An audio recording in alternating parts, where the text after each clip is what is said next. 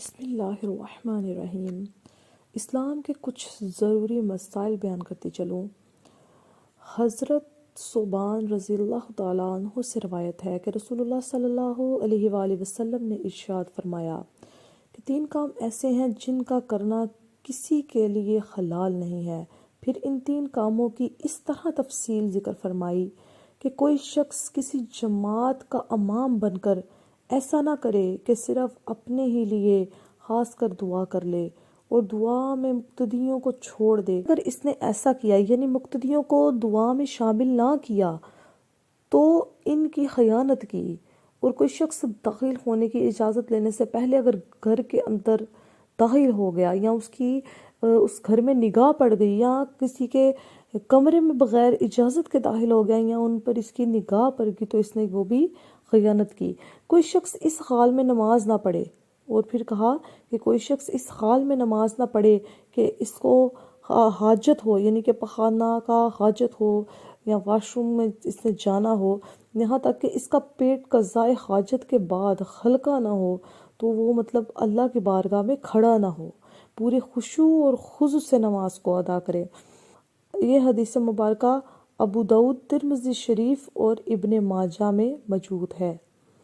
اس حدیث مبارکہ کی اگر تفصیل میں ہم جائیں تو اس حدیث پاک میں 3 چیزوں کی ممانعت فرمائی گئی ہے۔ اول یہ فرمایا کہ کوئی شخص نماز پڑھا کر صرف اپنے ہی لیے دعا نہ کرے، اپنے پیچھے موجود مقتدیوں کے لیے بھی دعا کرے۔ صرف دعا میں یہ نہ کہے کہ اللہ تعالیٰ مجھے بخش دے، بلکہ یہ کہے کہ اللہ تعالیٰ ہمیں بخش دے۔ اور دوسری وہ بات کی تفصیل یہ ہے کہ رسول اللہ صلی اللہ علیہ وآلہ وسلم نے یہ فرمایا کہ اگر آپ کسی کے گھر میں داخل ہوں تو اس کے گھر میں دستک ضرور دیں۔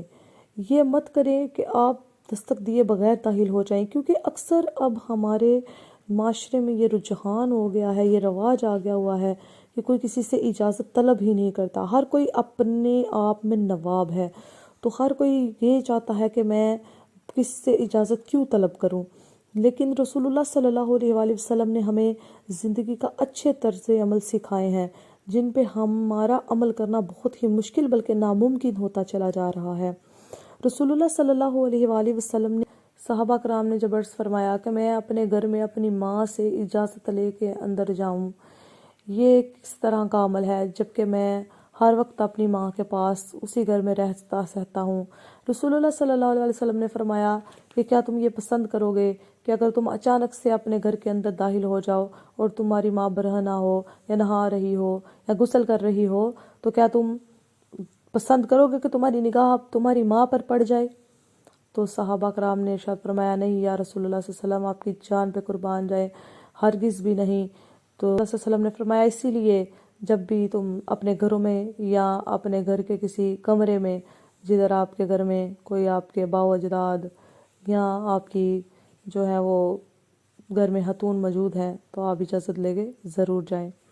تیسری بات میں رسول اللہ صلی اللہ علیہ وسلم نے اس بات کی تکمیل فرمائی کہ نماز خشوع اور خضوع سے ادا کرو، نہ کہ آپ کو پیشاب اور پخانے کی حاجت ہو تو آپ اس کو اپنے پیٹ میں لیے اللہ کی بارگاہ میں کھڑے ہو جاؤ اور اس چیز کا وہ کرو کہ میں جلد از جلد سجدے پہ سجدہ دے کے نماز کو ادا کروں اور پھر واش روم میں جاؤں۔ تو اس سے بہتر یہ ہے کہ آپ اپنے آپ کو خشوع و خضوع سے اچھے طریقے سے فارغ کر لو اور وضو کرو اور پورے اطمینان قلب کے ساتھ وہ اللہ کے بارگاہ میں کھڑے ہو کے نماز کو ادا کرو۔ امید کرتی ہوں آپ کو ویڈیو پسند آئی ہوگی۔ پسند آئی ہے تو پلیز چینل کو سبسکرائب ضرور کیجیے گا تاکہ اس طرح کی انفارمیشن والی ویڈیوز آپ کو ملتی رہیں اور آپ کا میرا ساتھ بنا رہے۔ اللہ پاک سب کو سلامت رکھے۔ اللہ حافظ۔